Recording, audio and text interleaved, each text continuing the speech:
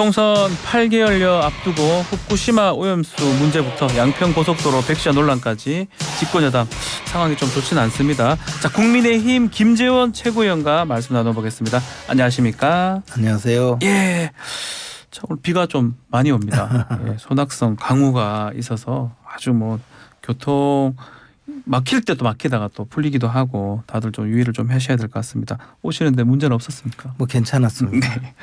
자, 고속도로 양평 고속도로 이 논란 백지화까지 됐는데 일련 상황을 어떻게 보고 계십니까? 그런데 이제 뭐 표현은 백지화라고 네. 했겠지만 결국은 지금 이게 이제 종점 내지 그렇죠. 그 연장선의 그 위치라든가 그 선정하는 방식에서 국토부 장관으로서는 막 극히 어려울 정도로 굉장히 많은 그 민원이 있으니까 특히 거기에 이제 민주당까지 끼어들어서 여러 가지 그 정치적으로 그 이 문제를 접근해서 공격하니 아마 그 수단으로 백지화하겠다고 발표를 했는데 사실 이게 뭐 저 고속도로 사업 같은 경우는 다뤄보면 최소 10년 이상 네. 그 요구가 있었고 또 실제 필요한 사업들이거든요. 그래서 표현은 백지화라고 했지만 원점에서 재검토한다 그런 의미가 아닐까 생각합니다. 원점에서 재검토다. 자, 근데 이제 이준석 전 대표 얘기는 누군가를 바라보고 좀 급발진한 것 같다. 그러니까 본인 결정보다는 좀 다른 게 있다. 이런 얘기를 하던데요. 뭐 이준석 전 대표가 내부 사정을 뭐 얼마나 알고 그런 말씀하셨는지는 예. 모르겠지만 뭐 제가 보기에는 어쨌든 그 양평 고속도로 자체의 네. 뭐 종점을 두고 김건희 여사 문제까지 끌어들여서 이 문제를 그 비난하고 지적하는 데 대해서는 아마 국토부도 이 순수한 결정 내지는 합리적인 결정 자체를 드러내고 싶지 않았을까. 그래서 아예 전 국민들한테 이 내용을 공개하고 결정해 나가는 그런 방식을 생각하지 않았을까라고 봅니다. 그것을 이제 그 원희룡 장관이 백지화라고 뭐 그렇게 표현한 것 아닌가 싶은데 사실 그 야당 의원들은요. 예? 보면 김건희 여사 문제만 나오면 뭐 티끌만큼이라도 연루시킬 수 있는 뭐 근거가 티끌만한 게 있어도 손을 두 주먹을 부르르 떨고 일어나서 그 문제로 모든 것을 끌고 가기 때문에 국민들께도 제대로 호소하는 그런 시간을 갖도록 지금 원희룡 장관이 판단한 것 아닌가. 근데 그럼에도 불구하고 변경된 그 종점 부근에 김건희 여사 일가 땅이 축구장 5개 크기 정도가 있다고 하니까 이게 상식적으로 도로가 들어서면 땅값이 오를 수밖에 없는 그런 상황 아닌가요?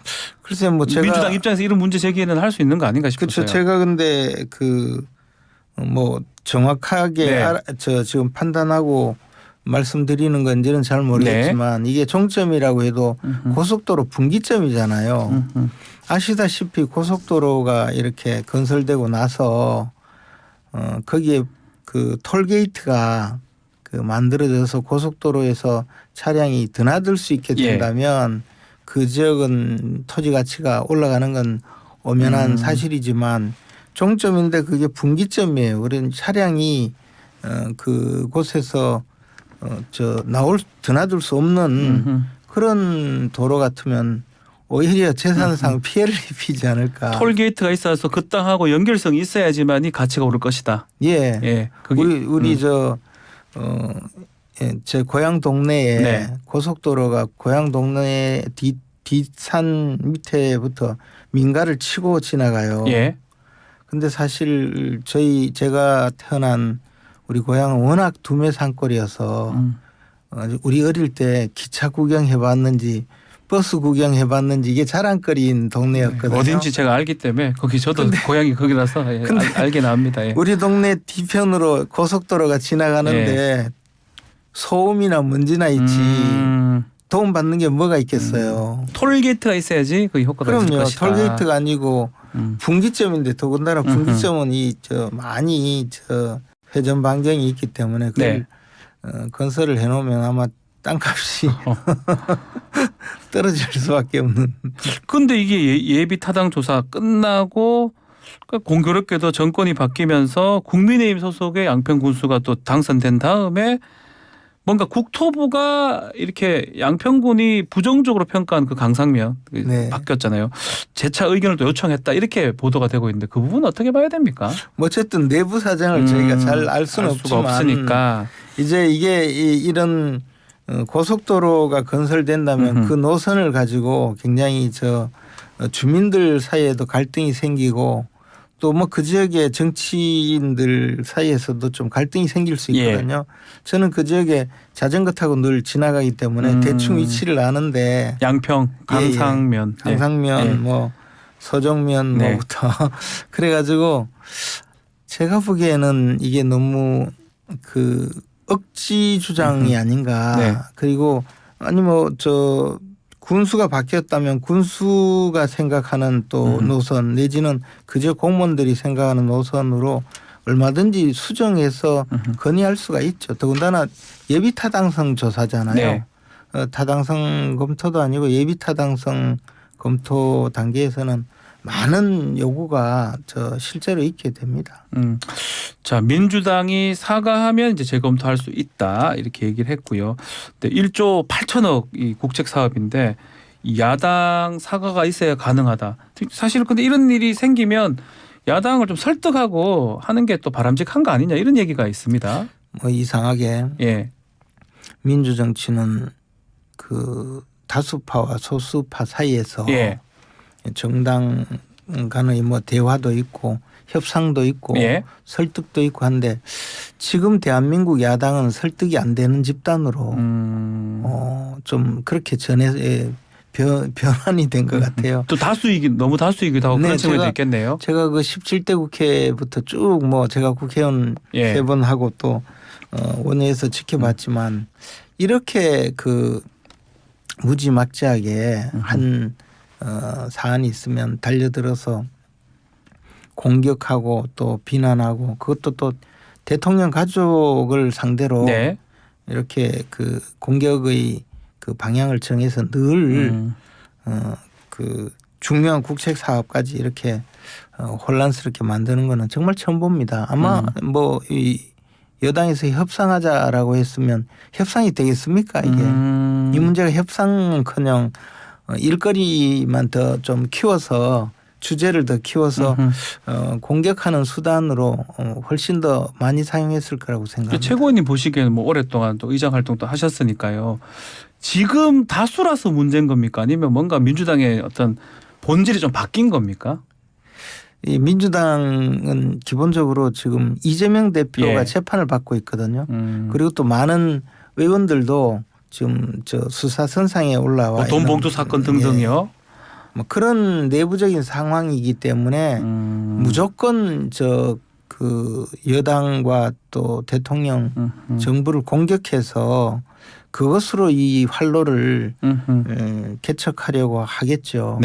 그것은 뭐 지금 상황 이재명 대표 체제 하에 특수한 상황이 아닌가 생각합니다. 이번 양평 고속도로 이 문제 제기도 사실은 그런 거의 일환의 하나다 이렇게 보시는 겁니까? 그렇죠. 예를 들어 그냥 있으면 돈봉투 사건이나 또는 이재명 대표의 그 이른바 사법 리스크 재판받고 있는 여러 가지 사안 그것이 자꾸 그 주목을 받게 될 수 있으니까 뭐 정말 털끝만한 근거만 있어도 뭐 그것을 온 지구보다 더 무거운 그런 중요한 사안으로 주장하는 것이 민주당의 현재 상황이죠. 자, 그럼에도 이게 총선 걱정하지 않을 수 없잖아요.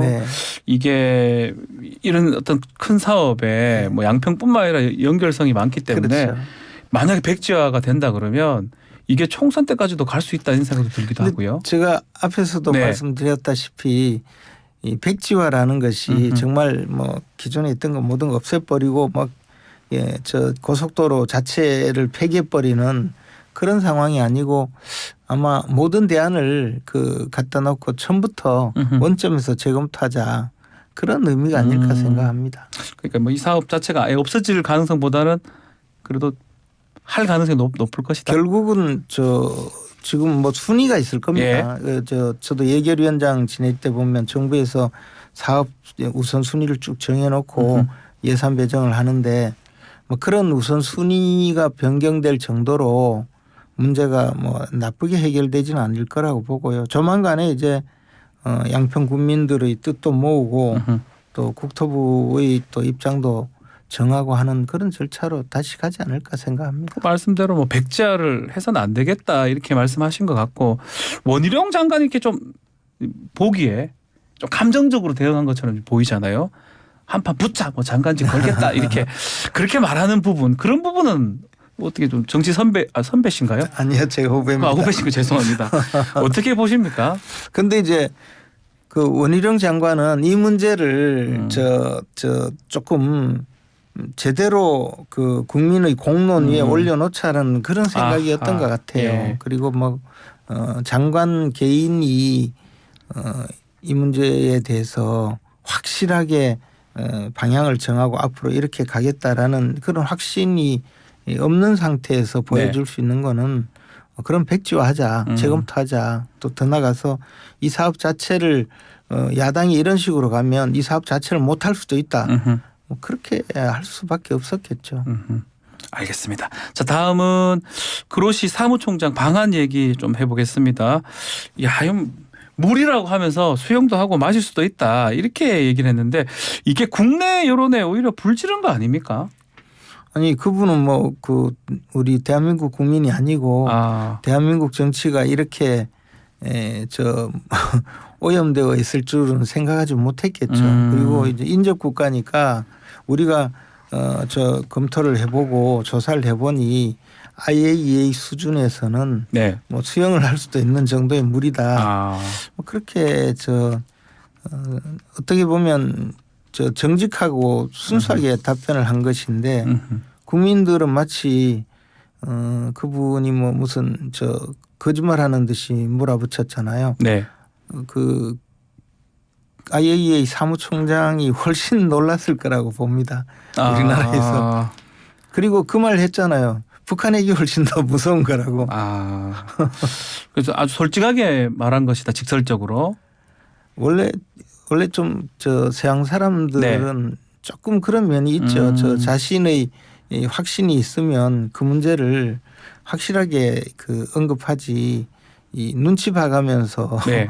부안해동하는 그런 발언은 잘 안 하는 그런 경향이 있죠. 특히 국제 기구잖아요. IAEA 같은 경우에는 실존하면서 실제 많은 일을 하는 기구거든요. 네. 뭐 유엔 산하 기구들도 보면 뭐 그렇게 활동이 썩 많은 그 위원회는 별로 없어 보이는데 IAEA는 사실 국제 뭐 핵협상이라든가 또는 뭐 핵 제한, 핵무기 제한이나 여기에 늘 많은 역할을 하고 있기 때문에 저는 뭐 그분의 과학적인 판단을 믿어도 되지 않을까 생각합니다. 대통령 이번 주 나토 정상회의 가서 기시다 총리 만날 것으로 지금 예상이 되고 있는데 아마 이때도 오염수 얘기가 좀 나올 것 같습니다. 뭔가 방류를 용인을 하는 그런 내용이 나온다 그러면 어떻게 될까요? 그런데 우리가 지금 생각하는 분들의 어떤 입장을 들어보면 우리가 반대하면 일본이 원전 오염수 또 재처리수의 방류를 못할 것처럼 생각하는 경향이 있는 것 같아요. 네. 우리가 안 된다고 하면 일본이 방류하지 못할 것 같다. 그러니까 정부 여당이 막아라. 뭐 이런 취지 같은데 네. 사실 전혀 그럴 수가 없는 거죠.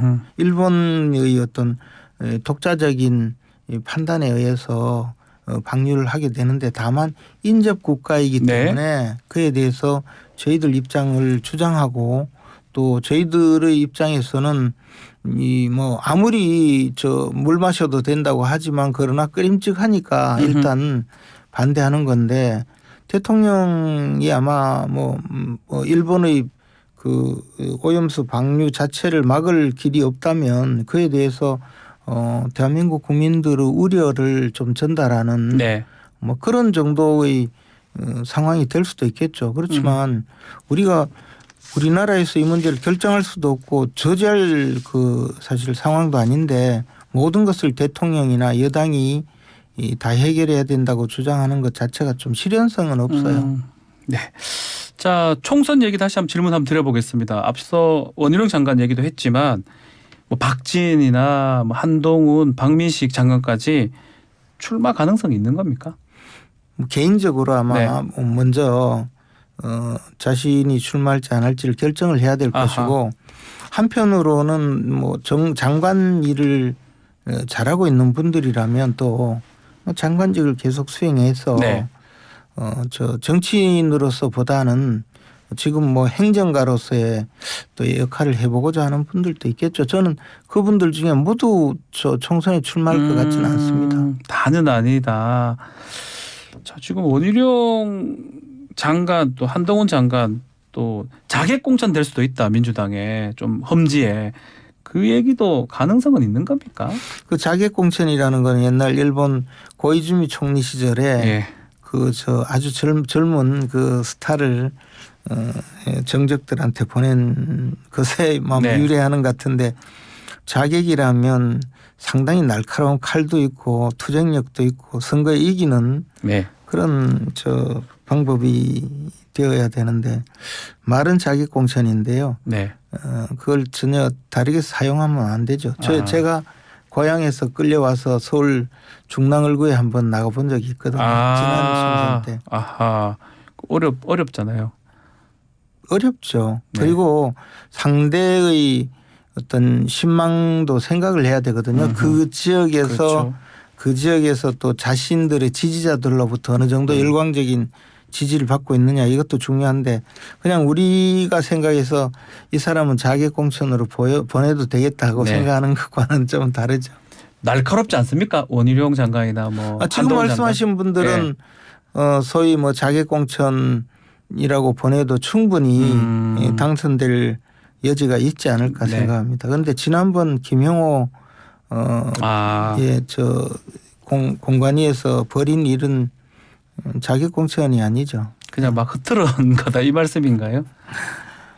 그래서 총선에 완전히 뭐 망했죠. 그리고 그것을 중간에 제가 그때 당시에도 최고위원회여서 상황이 흘러가는 것을 많이 봤는데 나중에 보니까 망조로 가더라고요. 완전히. 망조다. 예. 끝으로 지금 김은혜 홍보수석하고 뭐 안철수 의원 그 같은 지역구잖아요. 분당 갑쪽인데 뭔가 교통정이 끝났다 이런 얘기가 있는데 그 말은 혹시 확인된 바가 있습니까? 뭐 저는 그 확인한 바가 없는데 어쨌든 두 분이 한 선거구에서 붙도록 하지는 않지 않을까요? 그 아까운 자원을 뭐 여러 가지 방법으로 또 저 마련을 해야 되겠죠. 방안을. 네. 우리 뭐 최고위원들도 제가 응원하겠습니다. 네. 고맙습니다. 자, 오늘 모두까지 여기서 마무리를 하겠습니다. 김재원 국민의힘 최고위원 함께했습니다. 감사합니다. 고맙습니다.